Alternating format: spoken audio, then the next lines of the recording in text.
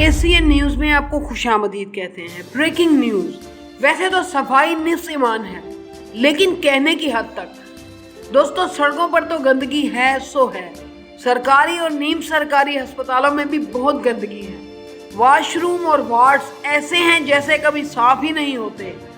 हर ward में bed के साथ टेबल होती है जो मरीज के इस्तेमाल के लिए होती है, जहां मरीज की दवाइयां और खाने पीने का सामान रखा जाता है।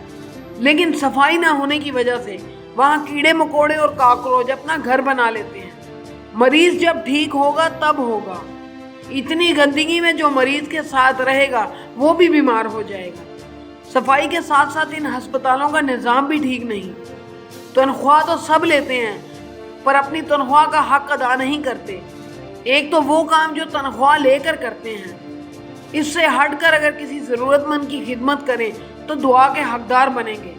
अगर किसी का एहसास नहीं करते ना करें, लेकिन जो तनख्वाह लेते हैं उसका तो हक अदा करें। इंतज़ामिया को इन तमाम बातों का एक्शन लेना चाहिए। हमारे दिए हुए टैक्स से इनकी तनख्वाहें जाती हैं जो हमारे ही काम नहीं आती हैं। कैसा है ये कानून?